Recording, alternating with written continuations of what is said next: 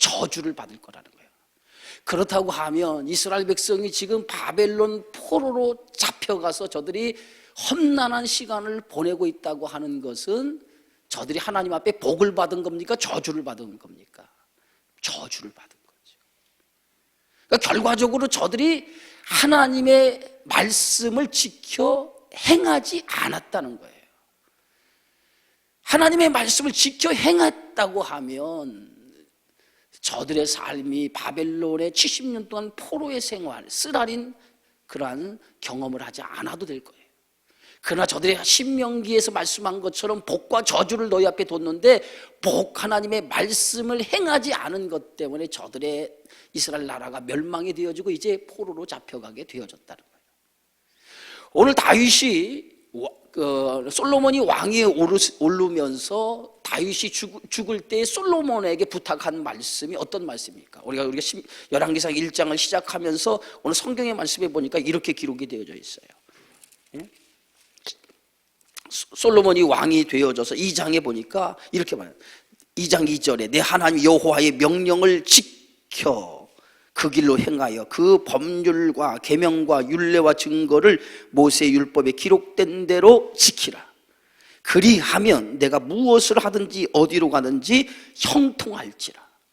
이것이 오늘 다윗이 죽으면서 솔로몬에게 주신 말씀이에요.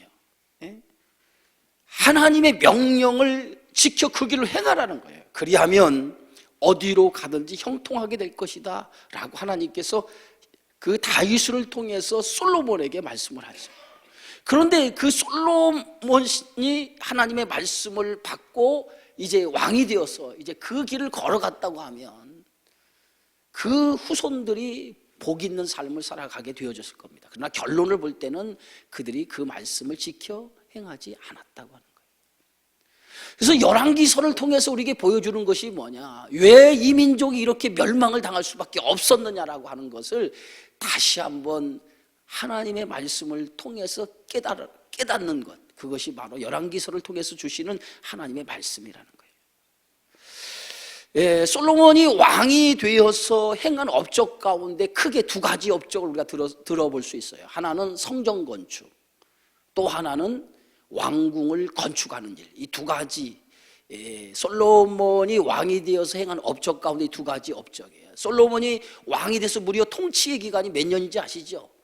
솔로몬이 왕이 되어서 40년을 이스라엘 나라의 왕으로 나라를 다스리게 되어져요. 왕이 되어서 40년을 나라를 다스리는데 그 40년의 절반, 그 기간 동안에 솔로몬의 행한 일 가운데 그 절반의 기간을 어떤 시간으로 보내냐면 성전을 건축하는 일로 7년을 보내고, 그리고 왕궁을 건축하는 일로 13년을 보내요. 그러니까 솔로몬이 왕위에 올라 40년을 통치하는 그 기간 동안의 절반, 40년의 절반을 무려 이스라엘 나라는 끊임없이 공사 중이었다는, 공사. 늘 성전을 건축하고 왕궁을 건축하는 일로 20년을 보냈다는 거예요. 그래서 겉으로 볼 때는 솔로몬 왕국이 굉장히 화려하고 하나님 주신 엄청난 복을 받은 그런 나라를 세워가는 것처럼 보이지만은 내면적으로 들여다보면 그 내면은 굉장히 백성들의 삶의 질이 고달프고 힘든 시대가 솔로몬 왕이 나라를 다스린 시대였다는 거예요. 겉으로 화려했어요. 겉으로는 부를 이룬 것 같았어요. 모든 지경이 넓혀지고 지경에 있는 모든 국가들이 조공을 바치어서 그 조공을 통해서 물자가 넘쳐나는, 금이 넘칠 정도로 화려한 나라가 되어졌지만은 내면에 뚫고 들어가 보면 내면에 백성들의 삶은 고달프고 힘든 삶을 살아가게 되었다. 여러분, 모든 백성들이 원하는 게 뭐냐면 고달프고 힘든 삶을 원하는 게 아니라 모든 백성들이 평안하고 안식을 누리는 삶을 살기를 원하는 것이 백성들의 마음이에요. 그래서 솔로몬이 죽게 되어졌을 때에 그의 아들 르호보암이 이제 나라의 왕으로 이제 등극이 되어질 때에 그때 지혜로운 원로들이 르호보암을 찾아가서 이렇게 얘기합니다. 그 말씀이 어디에 있습니까? 열왕기상 12장 1절에 4절에 있는 말씀이에요. 한번 우리 자막이 띄어져 있으니까 한번 읽어봅시다. 르호보암이 세겜으로 갔으니 이는 온 이스라엘이 그를 왕으로 삼고자 하여 세겜에 이르렀음이더라. 느밧의 아들 여로보암이 전에 솔로몬 왕의 얼굴을 피하여 애굽으로 도망하여 있었더니 이제 그 소문을 듣고 여전히 애굽에 있는 중에 무리가 사람을 보내 그를 불렀더라. 여로보암과 이스라엘은 온 회중에 와서 느호보암에게 말하여 이르되 왕의 아버지가 우리의 멍에를 무겁게 하였으나 왕은 이제 왕의 아버지가 우리에게 시킨 고역과 매운 무거운 멍에를 가볍게 하소서. 그리하시면 우리가 왕을 섬기겠나이다. 지금 원로들이 느호보암에게 찾아와서 뭐라고 하냐면 왕의, 자막 좀 올리세요. 그냥 왕의 아버지, 지금 아버지 때에 우리가 고역과 무거운 멍에에 시달렸다는 거예요. 이것이 백성들의 마음이고 백성들의 소리였어요. 그래서 이제는 당신이 왕이 되었으니 이제는 우리의 멍에를 가볍게 해달라는 거예요. 그리하면 우리가 왕을 섬기겠다. 만약 그렇지 않으면 예굽의 피신에 가 있는 여로보암을 세워 왕을 세우겠다고 하는 그들의 의도가 거기에 담겨져 있었던 거예요. 그러다고 하면 솔로몬 시대의 40년의 통치 기간이 백성들이 행복했다라고 얘기할 수 있겠느냐. 절대로 행복하지 못했다. 그들은 40년 동안에 화려하고 경제적인 부흥을 가지고 주변에 지경이 넓혀지는 통치를 가져왔지만 내실적으로는 백성들의 삶의 질이 형편없이 떨어져 있는 그러한 기간이 솔로몬 왕의 통치의 기간이었다는 거예요. 모든 백성들은 어떤 것을 기대합니까? 평안하고 행복한 것을 기대하죠. 그것이 백성들의 마음이었어요.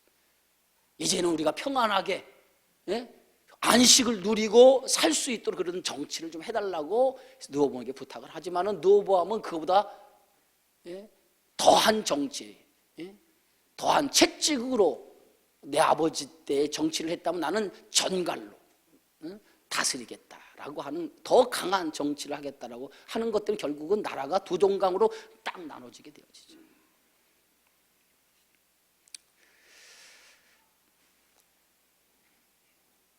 오늘 본문의 말씀을 보니까 솔로몬의 성전 건축이에요.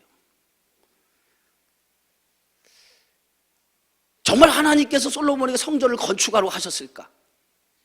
하나님의 뜻이 거기에 있을까? 우리가 한번 생각해 봐야 돼. 하나님이 솔로몬에게 성전을 건축하라고 했을까? 하나님의 뜻이 과연 거기에 있는가? 우리가 자칫 성경을 잘못 이해하면 마치 하나님께서 성전을 건축하라고 선출 건축하라고 얘기하는 것 같지만 사실은 여기에는 솔로몬의 의로운 열심이 성전을 건축하려고 했었다고 하는 것을 오늘 성경에서 우리가 찾아볼 수 있습니다. 사무엘하 7장 1절에 7절의 말씀 한번 띄워주시기 바랍니다. 이제 다윗이 오늘 성전을 건축하려고 하는 마음을 표현한 말씀이 사무엘 7장 1절에서부터의 말씀이에요. 우리 함께 읽어볼까? 여호와께서 주위의 모든 원수를 무찌르사 왕으로 궁에 평안히 살게 하신 때에 왕이 선지자 나단에게 이르되 볼지어다 나는 백항목 궁에 살거는 하나님의 궤는 휘장 가운데 있도다. 여기까지만 놔주세요. 그냥 놔둬보세요. 여기까지는. 다윗이 모든 전쟁을 치러서 그 전쟁을 통해 승리를 가지고 나라의 안정을 가져왔어요. 나라의 안정을 이제 가져오니까 다윗이 어떤 생각을 가지냐면 자기는 백향목 궁에 살게 되어졌다는 거예요. 그러니까 편안하고 좋은 집에 자기는 살게 되어졌는데 하나님의 궤가 모셔져 있는 집을 보니까 거기는 휘장 가운데 있다는 거예요. 그것이 다윗의 생각이었어요. 그래서 3절 방송실 3절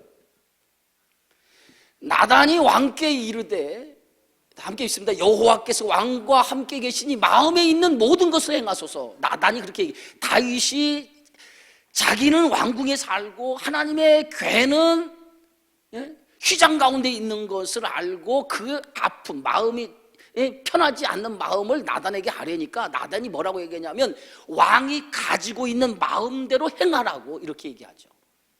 그랬더니 오늘 7장 4절 그 밤에 여호와의 말씀이 나단에게 임하여 이르시되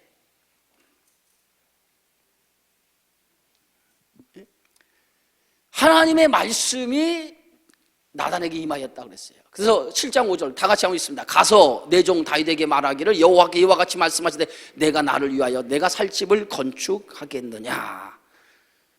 오늘 성경에 5절 놔두세요. 5절 놔둬보세요.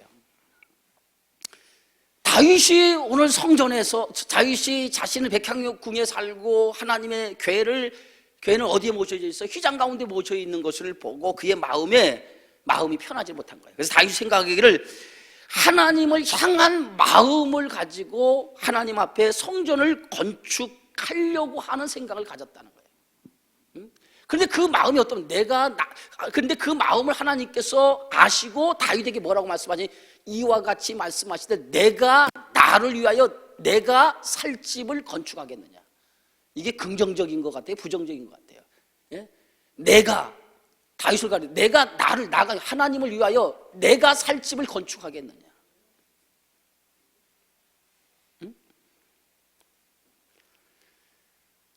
결국 하나님이 원하는 것, 그러니까 다윗은 하나님의 집을 건축하려고 했는데, 예? 그 건축하는 이유가 뭐예요? 하나님의 괴가 어디에 휘장 가운데 있는 안타까운 마음을 보니까 하나님의 집이 좀 좋으면 좋겠다라는 생각을 가졌다는 거예요. 근데 그건 누구의 생각이에요? 그게 누구의 생각이에요? 그게 다윗의 생각이었다는 거예요. 여러분, 우리가 언제나 어떤 일을 하게 될 때 그것이 과연 하나님이 원하시는 생각인가 아니면 내 생각인가 라고 하는 것을 한번 점검해 봐야 된다는 거예요. 자칫 잘못하면 내가 생각하는 내 열심이 하나님을 위한 열심처럼 비춰질 때가 있어요. 그런데 그것이 자칫 잘못하면 내 열심이 하나님의 열심으로 비춰진데 그것이 잘못된 열심으로 방향을 갈 때가 있다는 거예요. 열심은 좋은 거예요. 열심은 좋은 건데 그 열심이 정말 하나님이 원하시는 그 목적을 위해서 살아가는 열심이냐, 아니면 하나님을 향한 열심을 갖는데 그 열심의 중심이 내 열심으로 하나님을 섬기는 마음으로 하느냐라는 거예요.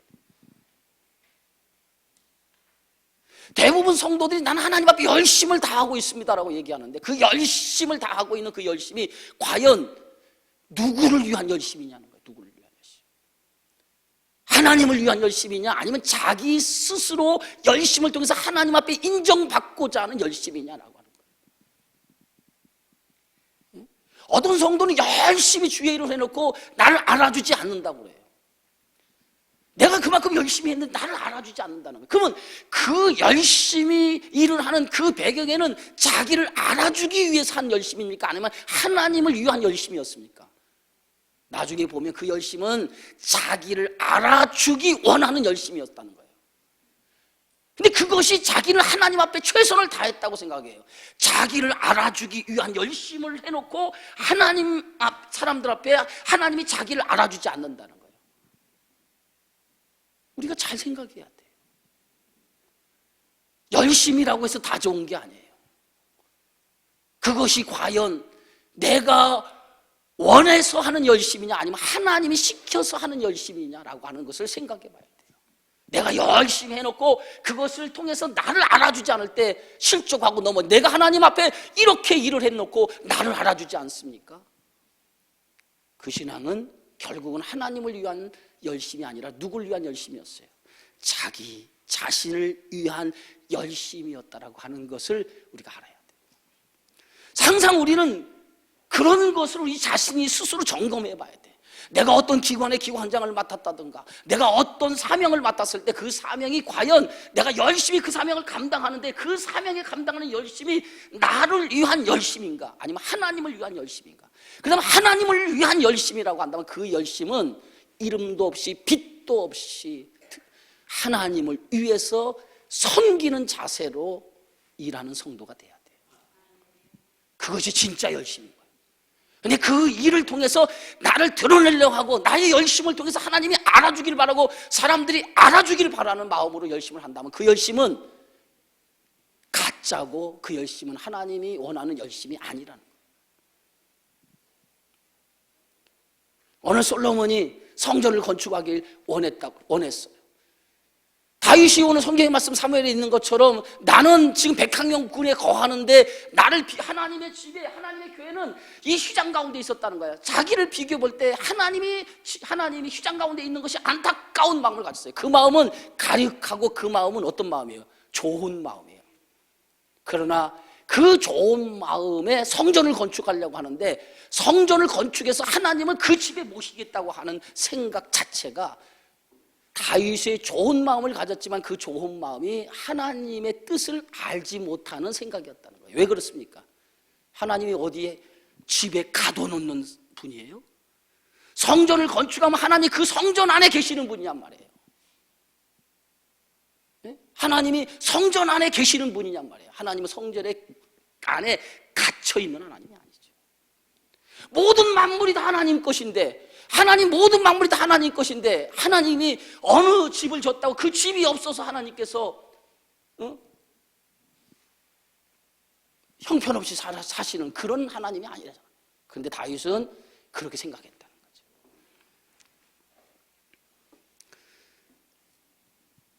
오늘 5절의 말씀 보니까 이렇게 써있죠. 내가 나를 위하여 내가 살 집을 건축하겠느냐? 라고 이렇게 묻죠. 하나님은 만물의 주인이잖아요. 어느 집에 거주하는 것도 아니고 사람이 만든 집에 거하시는 그런 분이 아니죠. 어느 곳에 제한받는 분이 아니라 어느 곳에 계시는 하나님. 어느 장소, 어느 곳에도 항상 하나님은 계시는 분이에요. 우리가 믿는 하나님이신 줄 믿으시기 바랍니다. 그래서 6절에 보세요. 내가 이스라엘 자손을 애굽에서 인도하여 내던 날부터 오늘까지 집에 살지 아니하고 장막과 성막 안에 다녔나니. 오늘 하나님께서 뭐라고 얘기합니까? 내가 이스라엘 자손을 애굽에서 인도하여 내던 날부터 오늘까지 어디에 살지 아니하고 사람이 만든 집에 살지 아니하고 장막과 성막 안에 다녔다라고 말하고 있어요. 이것은 뭡니까? 인간이 만든 집에 거하는 분이 아니라는 거예요. 어디에 살았어요? 장막과 성막 안에 다녔다고 하는 게 뭐냐면 이스라엘 백성이 애굽에서 나옵니다. 애굽에 나와가지고 저들이 가나안 땅을 향해 갈 때에 저들에게 하나님께서 성막을 지으라고 만들고 있고 성막을 통해서 그들이 하나님의 예배 드리도록 합니다. 근데 항상 이 성막이 가는 곳에는 누가 갔어요? 하나님이 함께 하셨잖아요. 근데 성막을 보세요. 이스라엘 백성이 진행할 때 그 성막이 어디에 머물렀는가? 성막이 머무르고 있는 그 제일 센 이스라엘 백성이 머무는 그 장소 제일 중앙에는 하나님의 성막을 거기에 모셨어요. 그리고 동서남북으로 모여 이스라엘 백성이 사방에 진을 쳤어요. 그럼 하나님이 성막 안에 계셨다라 성막 안에 다녔다고 하는 것은 뭐예요? 그들 가운데 하나님이 함께 하셨다는 얘기예요. 그죠? 그들 가운데 있었다는 거예요. 그들 가운데. 항상 하나님은 그들 가운데 계신 거예요. 그들 가운데. 이 얘기는 뭡니까? 오늘 마태복음 28장에도 말한 것처럼 내가 세상 끝날까지 너희와 항상 함께 하리라. 그 이름을 예수라 하리. 그 이름의 뜻이 뭐예요? 임마누엘. 항상 너희와 함께 하리라. 이게 하나님 아니에요. 그러니까 하나님은 어떤 성막, 어떤 집 안에 있는 것이 아니라 우리들 가운데 항상 거하시는 분이 하나님이시라는 거예요. 그렇잖아요. 그런데 어느 장소에 대해 국한시켜서 그 장소에만 하나님이 있는 곳이라고 생각하면 안 된다는 거예요. 하나님은 내가 너희가 집을 만들었다고 내가 거기에 거하느냐? 나는 오늘까지 집에 살지 아니하고 장막과 성막 안에 다니 너희들 가운데 항상 내가 있었다라고 말하고 있어요. 그것이 하나님의 임재죠.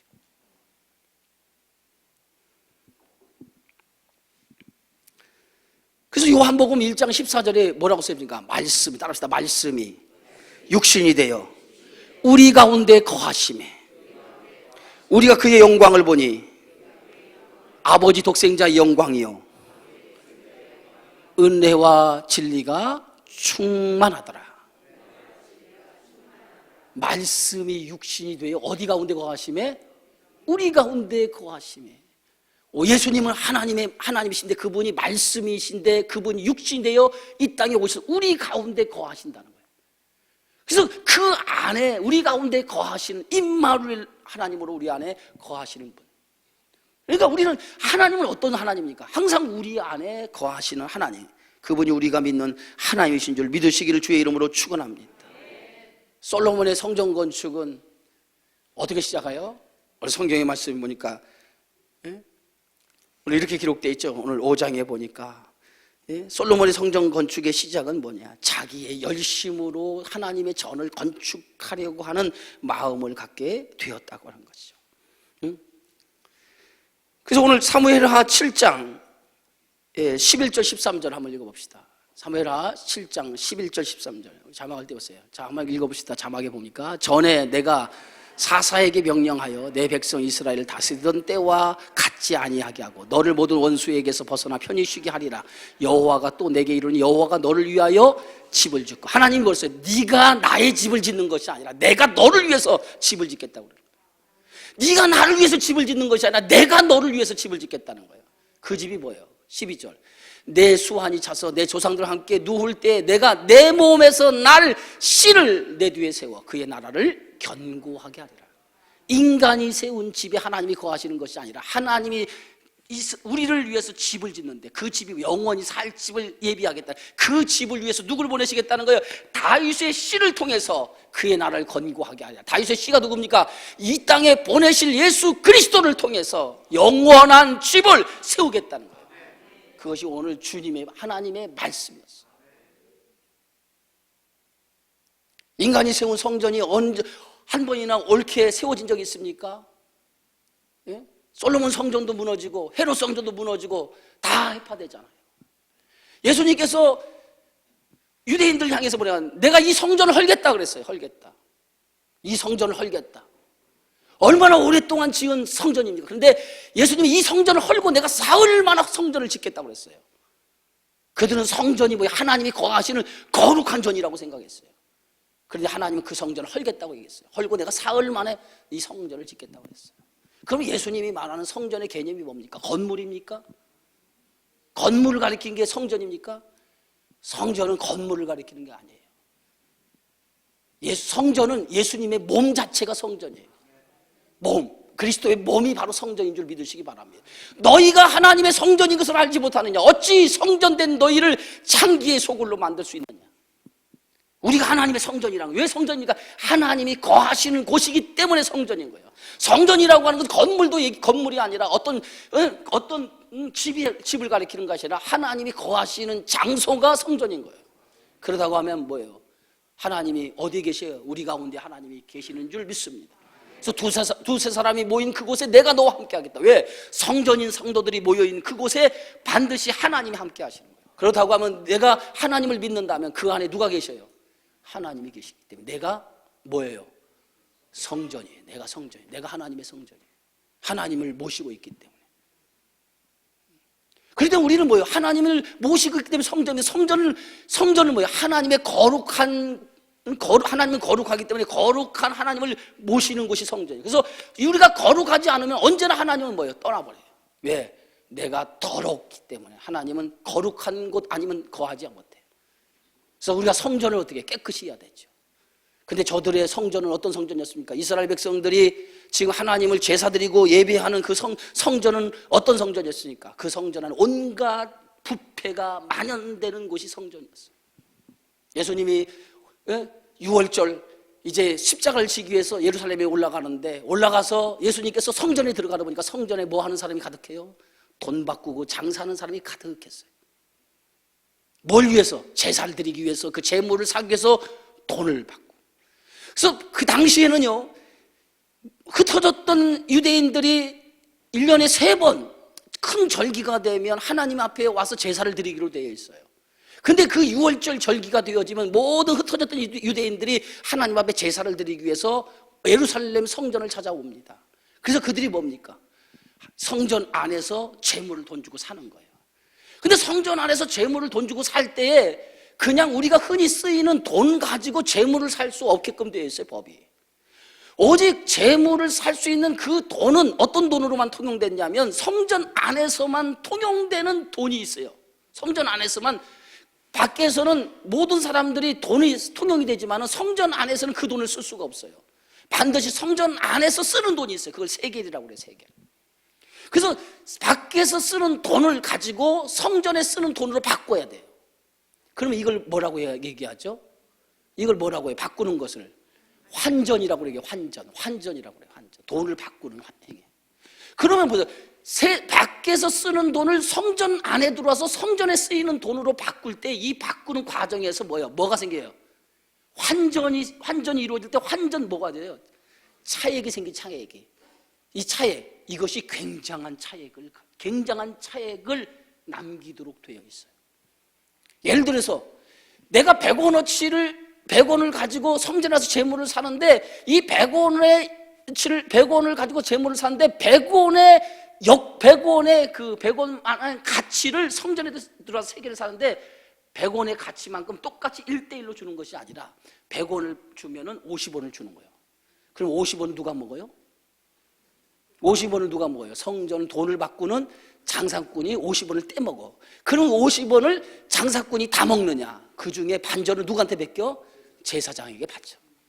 이게 뭐냐면 성전 아래 구조적인 악이에요. 그러니까 먹이사슬처럼 되어 있는 거예요. 먹이사슬.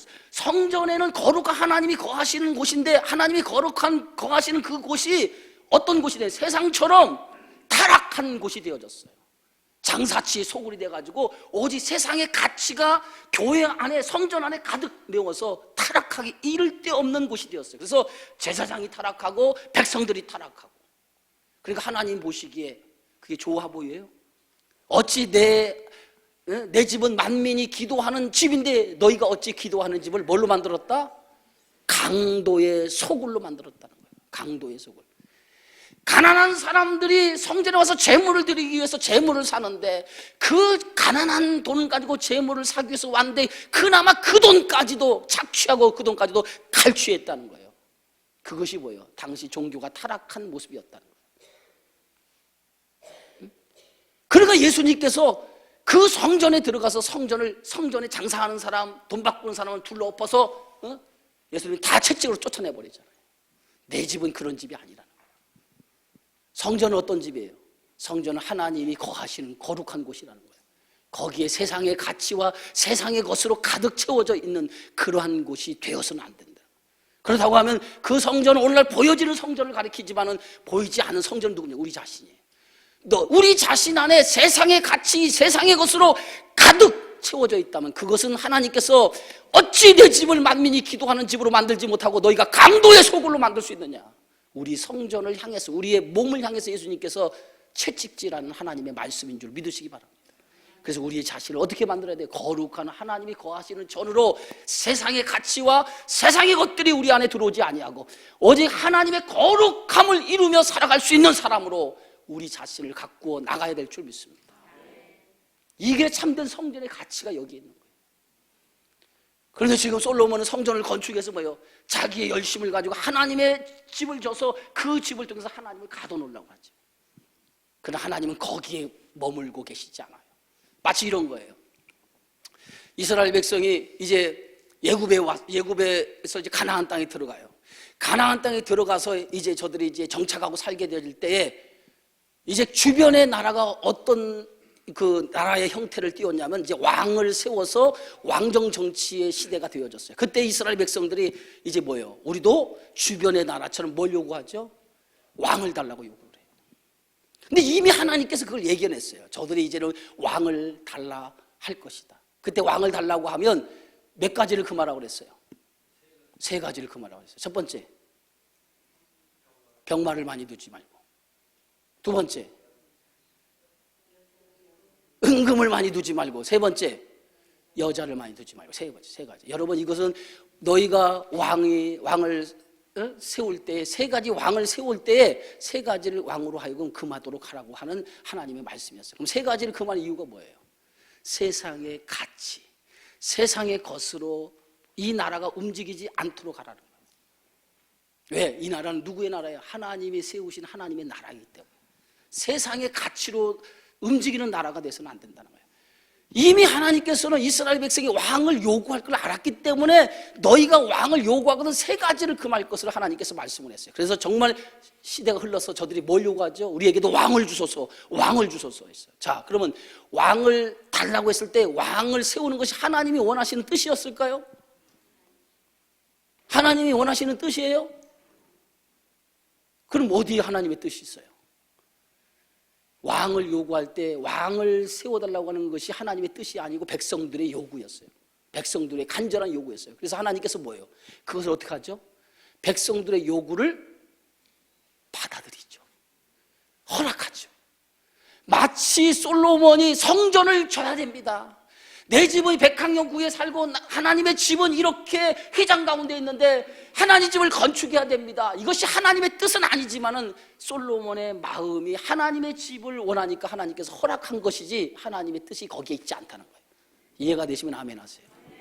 마치 우리가 성전을 건축해야만이 하나님의 교회가 되어지는 것처럼 생각은 착각을 버려야 돼요. 한국 교회는 하나님의 성전을 건축하다가 교회의 사명 다 잃어버렸어요. 여러분, 제일 중요한 게 뭐냐면 하나님의 교회의 가치가 어디에 있는가를 분명히 알아야 돼요. 그 교회의 가치를 붙들지 못하면 교회는 아무리 화려하고 멋있는 집을 줬다 할지라도 그 집은 영원한 집이 될 수 없어요. 그래서 결국은 솔로몬이 간절히 성전을 건축하겠다고 하니 하나님께서 그것을 허락하죠. 그래서 오늘 성경의 말씀 보세요. 자, 이제 본문의 말씀 하나 이제 5분 안에 끝나겠습니다.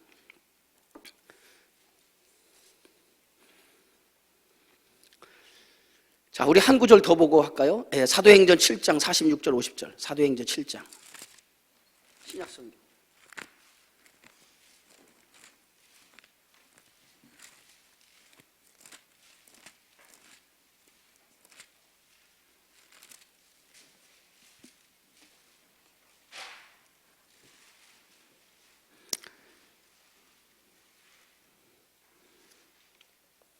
자, 우리 함께 읽읍시다. 46절부터 한번 읽읍시다. 시작. 다윗이 하나님 앞에서 은혜를 받아 야곱의 집을 위하여 하나님 처소를 준비하게 하여 달라고 하더니 솔로몬이 그를 위하여 집을 지었느니라. 그러나 지극히 높으신 이는 손으로 지은 곳에 계시지 아니하시나니 선지자가 말한 바 주께서 이르시되 하늘은 나의 보좌요 땅은 나의 발등상이니 너희가 나를 위하여 무슨 집을 짓겠으며 나의 안식할 처소가 어디냐. 정확하게 얘기하죠. 예? 이 모든 것이 다 내 손으로 지은 것이 아니냐 함과 같으니라. 그러니까 솔로몬이 뭘 받았다는 거예요?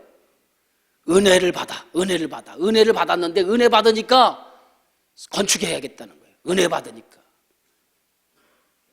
여러분, 은혜 받아서 건축했다고 하는 잘못된 생각을 가지면 안 돼요. 정말 하나님의 은혜가 어떻게 임하는지 정확하게 하나님의 은혜를 분별할 줄 아는 성도가 되어야 될 줄 믿습니다. 아까도 얘기한 것 나의 열심이 하나님의 뜻이라고 착각하면 안 돼요. 하나님의 뜻은 언제나 왼손이 하는 거 오른손이 모르게, 오른손이 하는 거 왼손이 모르게 섬기는 것이 하나님의 뜻인 줄 믿습니다. 자, 그러면 결론적으로 오늘 본문의 말씀 다시 돌아가서 1절부터 한번 봅시다. 솔로몬이 그의 기름을 부음을 받고 그의 아버지를 이어 왕이 되었다함을 두루 왕 히람이 듣고 그의 신하들을 솔로몬에게 보내었으니 이는 히람이 평생에 다윗을 사랑하였습니다. 예. 두루 왕 히람이 솔로몬의 관계가 평생에 다윗을 사랑하였다. 이 얘기는 뭡니까? 이건 정치적인 거죠. 그 다음에 이에 솔로몬이 히람에게 사람을 보내 이르되 당신도 알거니와 내 아버지 다윗이 사방의 전쟁으로 말미암아 그의 하나님 여호와의 이름을 위하여 성전을 건축하지 못하고 여호와께서 그의 원수들 그의 발바닥 밑에 두시기를 기다렸나이다. 다윗이 명복사기에는 성전을 건축하지 못한 이유가 어디 있어요?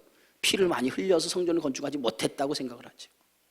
이제 내 하나님 여호와께서 내게 사방에 태평을 주시매 원수도 없고 재앙도 없다. 이제는 태평한 시대가 왔다는 거예요. 그래서 오늘 5절 여호와께서 내 아버지 다윗에게 하신 말씀에 내가 너를 이어 내 자리에 오르게 할 내 아들 그가 내 이름을 위하여 성전을 건축하리라 하신 대로 내가 내 하나님 여호와의 이름을 위하여 성전을 건축하려 하오니. 누가요? 내가 그 일을 하겠다. 여러분, 교회 안에서는 내가가 없어야 돼요. 주의 영광만 드러내고 나는 없어야 돼요. 내가 그 일을 하겠다는 거예요. 내가 아버지도 못한 일 내가 하겠다는 거예요. 누구의 이름을 드높이려고 하는 거예요? 자기 이름을 드높이려고 하는 거예요. 하나님이 그걸 원하느냐? 자기 이름을 드높이는 거예요. 6절 당신은 명령을 내려 나를 위하여 레바논에서 백향목을 베어 내게 하소서. 내 종과 당신의 종이 함께할 것이요 내가 당신의 모든 말씀대로 당신의 종의 싹스를 당신에게 드리이다. 당신도 알거니와 우리 중에는 시돈 사람처럼 벌목을 잘한 자가 없나이다. 오늘 솔로몬이 히람 왕에게 백향목을 달라고 부탁하면서 그 싹스를 내 종과 당신의 종들의 싹까지 내가 지불하겠다고 얘기하죠. 그래서 솔로몬이 나중에 백향목을 들여오죠. 잣나무와 백향목을 들여오는데 오늘 성경 말씀에 보니까 이렇게 기록했어요. 10절. 솔로몬의 모든 원대로 백향목 제목과 잣나무 제목을 주매 솔로몬이 히람에게 그의 궁정에 음식물로 밀 2만 고루와 맑은 기름 20고루를 주고 해마다 그와 같이 주었더라. 결국은 그 대가로 뭘 줘요? 그 음식물을 제공해 주죠. 밀 20고루, 밀 2만 고루와 맑은 기름 20고루를. 이 블레셋, 히람 뭡니까? 이 두로 땅은 곡물이 나지 않아요. 그러니까 이 곡물이 나지 않은 그 땅에 솔로몬이 뭘 주고 곡물을 제공하고 그리고 대신 잣나무와 백향목을 가져오도록 협약을 맺어요. 그래서 이 무려 몇 년 동안 이 일을 합니까? 그들에게 곡식을 제공하는 일이 몇 년 동안 이루어지요? 솔로몬이 건축할 그 시간 동안 20년을 무려 두로에게 음식을 제공하니 보세요. 그러면 우리가 전날 우리가 성경 말씀 우리가 봤잖아요. 왕궁에 있는 양식을 대기 위해서 12뭘로 나눴어요? 12지역으로 나눠서 12지역에 있는 사람이 매달 한 달씩 그들이 왕궁을 위해서 뭘 보냈어요? 곡물을 보냈단 말이에요. 지난번 행정재편할 때 들었죠. 그러면 매달 12지역으로 행정조직을 나눠서 12지역 행정조직을 나눈 그들이 매달 한 달씩 왕궁의 곡물을 대기에 바빴단 말이에요. 그런데 보세요. 그러면은 이 곡물이 왕궁의 곡물만 들어가는 것이 아니라 두로에 있는 이들을 위해서 이 곡식까지 보내줬다면 백성들은 그 곡식을 얻기 위해서 얼마나 땀을 흘리고 수고해야 되는데 그 수고의 땀을 농사를 지어서 어디로 보내? 왕궁으로 보내고 또 어디로 보내? 어디로? 두로에 보내죠. 그러면 백성들의 삶의 질이 좋아지겠어 안 좋아지겠어요? 한번 생각해 보세요. 백성들의 삶이 건축을 해도 고달픈데 이것처럼 더 고달픈 인생이 없었다는 거예요. 그러니까 겉으로는 화려하고 자기의 하나님 멋있는 성전을 건축하려고 하는데 내면적으로는 뭘 짠 거야? 백성들의 삶을 쥐어짜서 결국은 백성들의 삶이 행복하지 못했다는 거예요. 신앙생활이 뭐 해야 돼요? 신앙생활이 어떻게 해야 돼요? 행복해야 되죠. 예수 믿는 것이 행복해야 되죠. 예수 믿는 것이 행복하게 주의 이름으로 축원합니다. 여러분들이 하나님 앞에 행복하지 못하고 신앙생활이 굉장히 힘들고 굉장히 버겁다면 그건 신앙생활 잘못하는 거예요. 여러분 그들이 행복한 마음으로 그것을 했을까? 그렇지 않다는 거죠. 여러분 오늘 여기서 주는 교훈이 뭐예요? 결국은 이렇게 성전을 건축했으나 그 성전은 어떻게 됐어요? 마지막 다 무너졌어요. 다 무너졌어요. 그리고 저들은 지금 어디로 갔어요? 포로로 잡혀가게 되었다. 뭘 얘기할까요? 너희가 겉으로는 하나님을 섬기는 것 같이 보였지만은 내면은 하나님의 원하는 길로 하나님이 원하시는 말씀대로 살지 못했다는 거예요. 그것이 결론이에요. 그렇게 살았더라면 그 영광이 그대로 있을 텐데 그렇게 살지 못했다는 거예요. 우리가 제일 중요한 게 뭐예요? 하나님이 원하시는. 그래서 이 열왕기서는 어떤 사관으로 읽어야 된다? 신명기 사관. 왜? 삼가 너희에게 앞에 복과 저주를 두노니 이 말씀을 듣고 행하면 복이 있고 행하지 않으면 저주를 받으리라. 결국은 하나님을 경외하라는 거예요.